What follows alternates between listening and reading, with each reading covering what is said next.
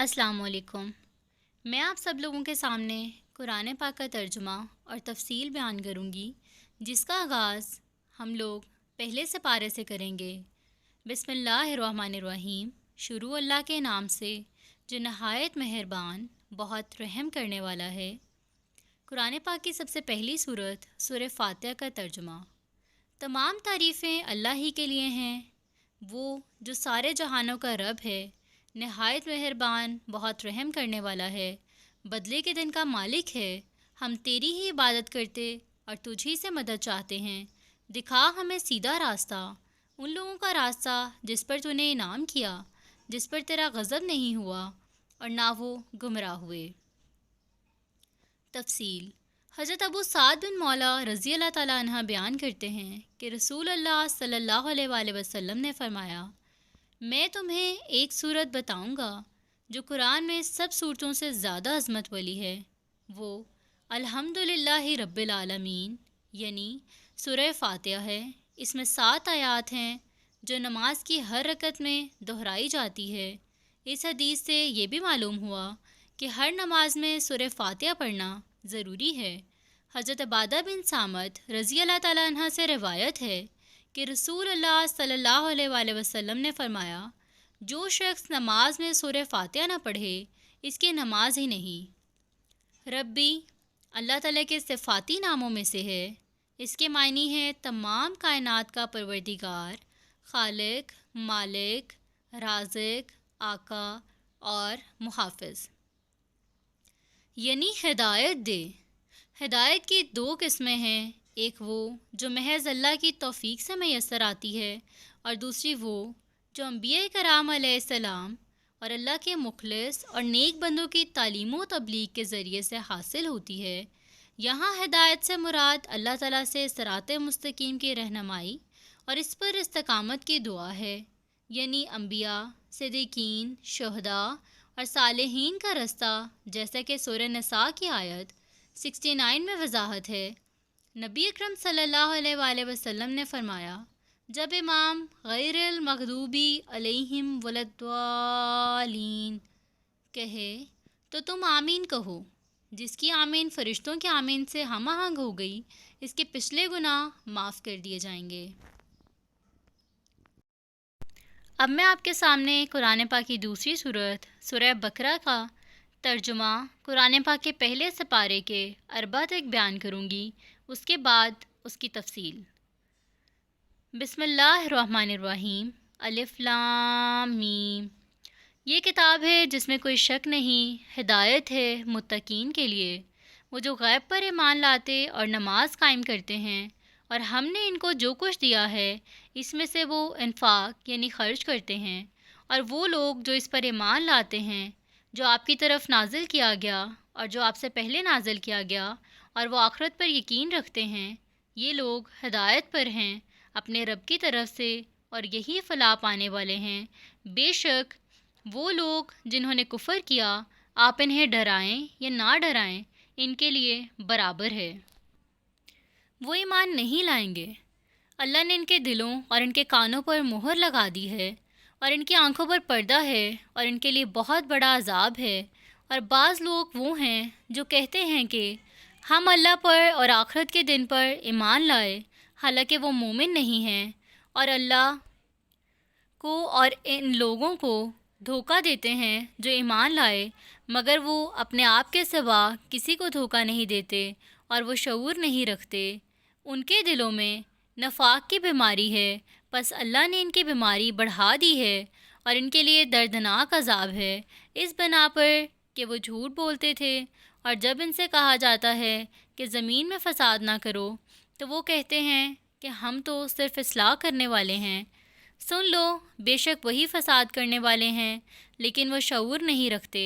اور جب ان سے کہا جاتا ہے کہ ایمان لے آؤ جیسے اور لوگ لے کر آئے ہیں، تو وہ کہتے ہیں کیا ہم ایمان لائیں جیسے بیوقوف ایمان لائے ہیں؟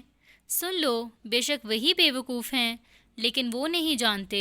اور جب وہ ان سے ملتے ہیں جو ایمان لائے تو کہتے ہیں ہم ایمان لے آئے، اور جب وہ اپنے شیطانوں کے پاس تنہا ہوتے ہیں تو کہتے ہیں یقیناً ہم تمہارے ساتھ ہیں، ان لوگوں سے تو صرف ہم مذاق کرتے ہیں۔ اللہ ان سے مذاق کرتا ہے اور انہیں ان کی سرکشی میں ڈھیل دیتا ہے اور وہ اس میں بھٹکتے پھرتے ہیں۔ یہ وہ لوگ ہیں جنہوں نے گمراہی خرید لی ہدایت کے بدلے، تو ان کی تجارت نے ان کو کوئی نفع نہ دیا اور وہ ہدایت یافتہ نہ ہوئے۔ ان کی مثال اس شخص کی سی ہے جس نے آگ جلائی، پھر جب آگ نے اس کے ارد گرد کو روشن کر دیا تو اللہ نے ان کی روشنی کو لے لیا اور انہیں اندھیروں میں چھوڑ دیا، پس وہ نہیں دیکھ پاتے۔ وہ بہرے، گونگے، اندھے ہیں، پس وہ نہیں لوٹیں گے۔ یا ان کی مثال زوردار بارش کی سی ہے جو آسمان سے آتی ہے، اس میں اندھیرے، گرج اور بجلی ہوتے ہیں۔ وہ بجلی کے کڑکے سن کر موت کے ڈر سے اپنی انگلیاں اپنے کانوں میں ٹھونس لیتے ہیں، اور اللہ کافروں کو گھیرنے والا ہے۔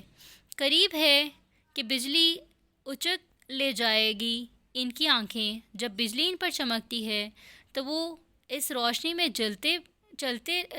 جلنے لگتے ہیں، اور جب ان پر اندھیرا ہوتا ہے تو وہ ٹھہر جاتے ہیں، اور اگر اللہ چاہے تو ان کے کان، ان کی آنکھیں چھین لے۔ یقیناً اللہ ہر چیز پر خوب قادر ہے۔ اے لوگو، تم اپنے رب کی عبادت کرو جس نے تمہیں پیدا کیا اور ان لوگوں کو بھی جو تم سے پہلے تھے، تاکہ تم پرہیزگار بن جاؤ۔ وہ رب جس نے تمہارے لیے زمین کو بچھونا بنایا اور آسمان کو چھت بنایا، اور اس نے آسمان سے پانی نازل کیا، پھر اس کے ذریعے سے کئی قسم کے پھلوں سے تمہارے لیے رزق نکالا، بس تم اللہ کے ساتھ شریک نہ ٹھہراؤ اس حال میں کہ تم جانتے ہو۔ اور اگر تم اس قرآن کے متعلق شک میں ہو جو ہم نے اپنے بندے پر نازل کیا، تو تم اس جیسی ایک صورت لے آؤ اور اللہ کے سوا اپنے مددگاروں کو بھی بلا لو اگر تم سچے ہو۔ بس اگر تم یہ کام نہ کر سکو اور تم کر بھی نہیں سکو گے تو اس آگ سے بچو جس کا ایندھن انسان اور پتھر ہیں، اور وہ کافروں کے لیے تیار کی گئی ہے۔ اور ان لوگوں کو خوشخبری دے دیجیے جو ایمان لائے اور انہوں نے اچھے عمل کیے، یقیناً ان کے لیے باغات ہیں جن کے نیچے نہریں بہتی ہیں۔ جب بھی انہیں اس میں سے کوئی پھل کھانے کو دیا جائے گا تو وہ کہیں گے کہ یہ تو وہی ہے جو ہمیں اس سے پہلے دیا گیا تھا، اور ان کو ان سے ملتا جلتا پھل بھی دیا جائے گا، اور ان کے لیے وہاں پاکیزہ بیویاں ہوں گی، اور وہ ان باغوں میں ہمیشہ رہیں گے۔ یقیناً اللہ اس بات سے نہیں شرماتا کہ وہ کوئی سی بھی مثال بیان کرے، مچھر کی ہو یا اس سے بھی بڑھ کر۔ پھر جو لوگ ایمان لائے تو وہ جانتے ہیں کہ بے شک یہ ان کے رب کی طرف سے حق ہے، لیکن جن لوگوں نے کفر کیا وہ کہتے ہیں کہ ایسے مثالیں پیش کرنے سے اللہ کی مراد کیا ہے۔ اللہ اس سے بہتوں کو گمراہ کرتا ہے اور بہتوں کو ہدایت دیتا ہے، اور وہ ان سے نافرمانوں کے سوا کسی کو گمراہ نہیں کرتا۔ وہ لوگ اللہ کا عہد پکا کر لینے کے بعد اسے توڑتے ہیں، اور جن رشتوں کو اللہ نے جوڑنے کا حکم دیا ہے انہیں کاٹتے ہیں اور زمین میں فساد کرتے ہیں، وہی لوگ خسارہ اٹھانے والے ہیں۔ تم اللہ کے ساتھ کیسے کفر کرتے ہو، حالانکہ تم مردے تھے، پھر اس نے تمہیں زندہ کیا، پھر تمہیں موت دے گا، پھر وہی تمہیں زندہ کرے گا، پھر اس کی طرف تم لوٹا دیے جاؤ گے۔ وہی ہے اللہ جس نے تمہارے لیے پیدا کیا سب کا سب کچھ جو زمین میں ہے، پھر وہ آسمان کی طرف متوجہ ہوا، پھر ٹھیک کر کے 7 آسمان بنا دیے، اور وہ ہر چیز کو خوب جاننے والا ہے۔ اور یاد کرو جب آپ کے رب نے فرشتوں سے کہا، بے شک میں زمین میں ایک خلیفہ بنانے والا ہوں، انہوں نے کہا، کیا تو زمین میں اس کو بنائے گا جو اس میں فساد کرے گا اور خون بہائے گا؟ اور ہم تیری تعریف کے ساتھ تسبیح کرتے ہیں، تیری پاکیزگی بیان کرتے ہیں۔ اللہ نے کہا، بے شک میں وہ جانتا ہوں جو تم نہیں جانتے۔ اور اس نے آدم کو سب کے سب نام سکھا دیے، پھر انہیں فرشتوں کے سامنے پیش کیا اور کہا، اگر تم سچے ہو تو مجھے ان چیزوں کے نام بتاؤ۔ انہوں نے کہا، تو پاک ہے، ہمیں علم نہیں سوائے اس کے جو تو نے ہمیں سکھا دیا، بے شک تو ہی خوب جاننے والا، بڑی حکمت والا ہے۔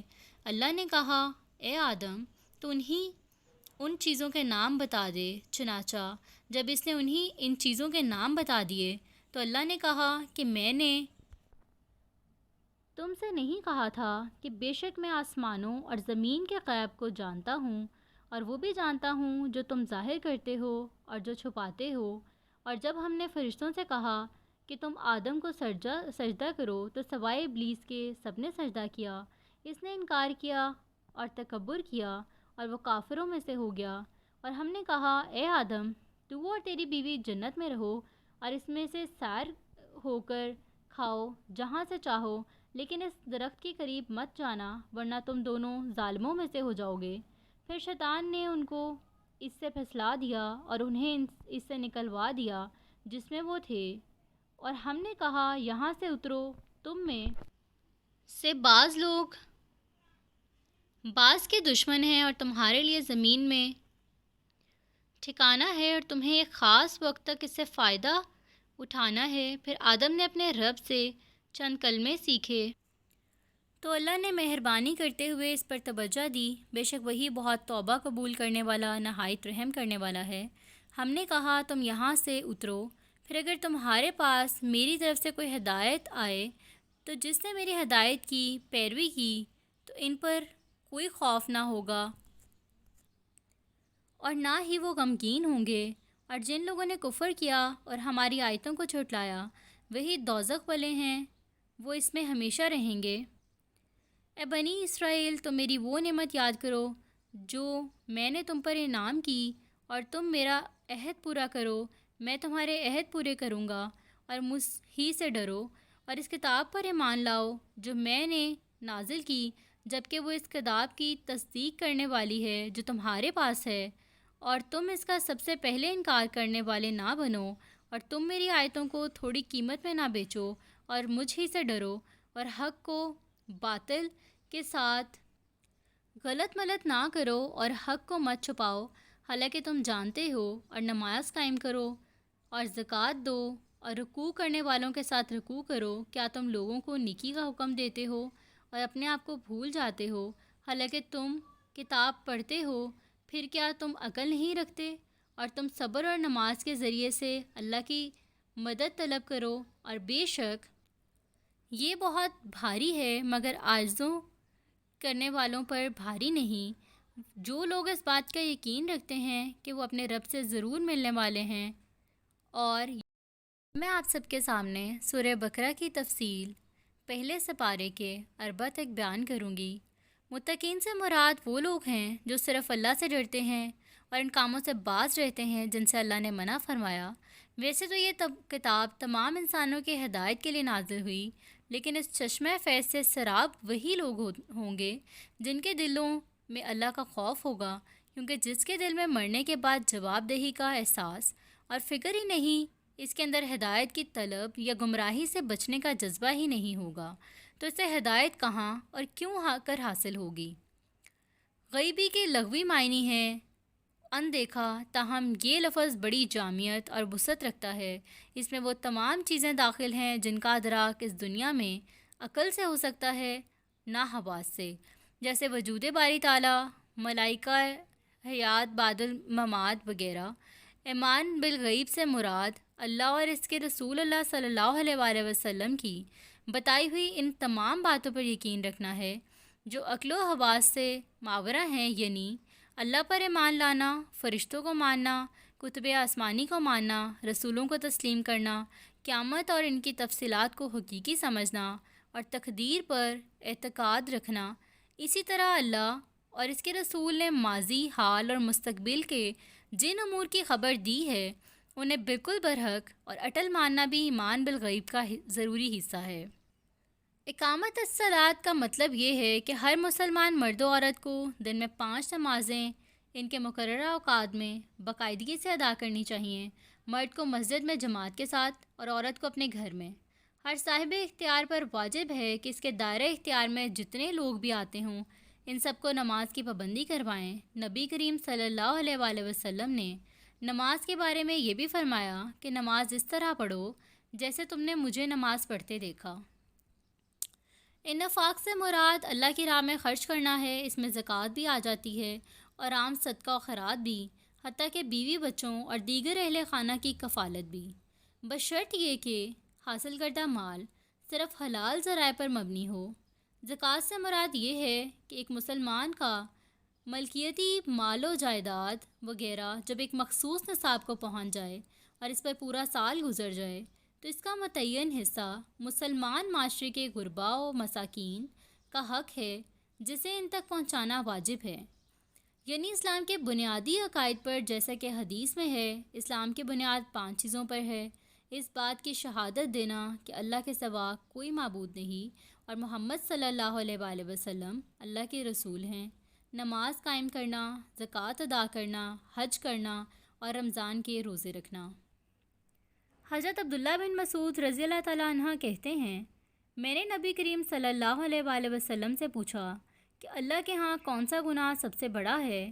آپ صلی اللہ علیہ وآلہ وسلم نے فرمایا، یہ کہ تو اللہ کا کوئی شریک ٹھہرائے حالانکہ اس نے تجھے پیدا کیا۔ اس پر میں نے کہا، بے شک یہ گناہ عظیم ہے۔ پھر میں نے دریافت کیا، اس کے بعد کون سا گناہ سب سے بڑا ہے؟ فرمایا، یہ کہ تو اپنی اولاد کو اس ڈر سے قتل کر دے کہ اسے کھلانا پڑے گا۔ میں نے پھر غرض کیا، اس کے بعد کس گناہ کا درجہ ہے؟ ارشاد ہوا، یہ کہ تو پڑوسی کی بیوی سے زنا کرے۔ رسول اللہ صلی اللہ علیہ وآلہ وسلم نے فرمایا، جنت میں داخل ہونے والے پہلے گروہ کی صورتیں 14ویں کے چاند کی طرح چمک رہی ہوں گی۔ ان کے برتن سونے کے اور کنگھیاں بھی سونے چاندی کے ہوں گی۔ انگیٹھیوں میں عود کی خوشبودار لکڑی استعمال ہوگی۔ ان کے پسینے سے مشک کی خوشبو چھوٹے گی۔ ہر ایک کی 2 بیویاں ہوں گی جن کی خوبصورتی اور نزاکت اتنی زیادہ ہوگی کہ ان کی پنڈلی کی ہڈی کا گدا بھی باہر سے دکھائی دے رہا ہوگا۔ جنتی لوگ آپس میں اختلاف اور بغض سے پاک ہوں گے، ان کے دل ایک ہوں گے اور صبح و شام اللہ کی تسبیح بیان کریں گے۔ قطع رحمی یعنی رشتوں کو توڑنا اور رشتہ داروں کے ساتھ بدسلوکی کرنا، اس کی بڑی سخت وعید حدیث میں بھی ہے۔ نبی پاک صلی اللہ علیہ وآلہ وسلم کا فرمان ہے، قطع رحمی کرنے والا جنت میں نہیں جائے گا۔ قطع رحمی کے مقابلے میں صلہ رحمی ہے، یعنی رشتوں کو جوڑنا اور رشتہ داروں کے ساتھ اچھا سلوک کرنا ہے، اس کی تاکید بھی ہے اور فضیلت بھی۔ پھر آدم نے اپنے رب سے چند کلمے سیکھ لیے تو اللہ نے مہربانی کرتے ہوئے اس پر توجہ دی۔ اس سے مراد وہ کلمات ہیں جو کلمات استغفار ہیں، جس کے ذریعے حضرت آدم علیہ السلام نے دعا کی کہ وہ کلمات استغفار میں بیان ہوئے ہیں سورہ اعراف میں۔ اور نماز قائم کرو اور زکوٰۃ دو اور رکوع کرنے والوں کے ساتھ رکوع کرو۔ اس سے مراد نبی پاک صلی اللہ علیہ وآلہ وسلم کی وہ صفات ہیں جو تورات و انجیل میں موجود تھیں۔ مثلاً، اے نبی، ہم نے تجھے اظہار حق کرنے والا اور خوشخبری سنانے والا اور ڈرانے والا بنا کر بھیجا، اور امیوں یعنی عربوں کو عذاب آخرت سے بچانے والا تو میرا بندہ اور میرا رسول ہے۔ میں نے تیرا نام متوکل رکھا ہے۔ وہ بد زبان ہے نہ سخت دل، بازاروں میں گل مچانے والا، نہ برائی کا بدلہ برائی سے دینے والا بلکہ درگزر کرنے اور بخشش کرنے والا ہے۔ اللہ اس دنیا سے اس وقت تک نہیں اٹھائے گا جب تک وہ اس کی بگڑی ہوئی قوم کو سیدھا نہ کر لے، یعنی یہ لوگ لا الہ الا اللہ نہ کہنے لگ جائیں اور اس کی برکت سے اندھی آنکھیں، بہرے کان اور غلاف چڑھے دل کھل نہ جائیں۔ الراکعین، جو حضرت محمد صلی اللہ علیہ وآلہ وسلم کے ساتھ رکوع کرتے ہیں، جیسا کہ مسلمانوں کا عمل ہے، یعنی انہوں نے اسلام قبول کر لیا ہے اور وہ صرف ایک اللہ کی عبادت کرتے ہیں اور اسی کی خوشنودی کے لیے اعمال صالحہ کرتے ہیں۔ حدیث میں آیا ہے، قیامت کے دن ایک آدمی کو لایا جائے گا اور جہنم میں جھونک دیا جائے گا۔ وہ اس میں اس طرح چکر کھاتا رہے گا جیسے چکی کا پاٹ گھمانے والا گدھا چکر کھاتا ہے۔ اہل دوزخ اس کے گرد جمع ہو کر پوچھیں گے، ارے کیا تو وہی شخص نہیں جو دنیا میں بھلائی کا حکم دیتا تھا اور برائی سے روکتا تھا؟ وہ جواب میں کہے گا، میں بھلائی کا حکم تو دیتا تھا مگر خود اس پر عمل نہ کرتا تھا، اور برائی سے روکتا تھا لیکن خود برے کام کیا کرتا تھا۔ میں امید کرتی ہوں آپ کو آج کی ویڈیو ضرور اچھی لگی ہوگی۔ اگلی ویڈیو میں ہم مزید ترجمے اور تفصیل کو پڑھیں گے۔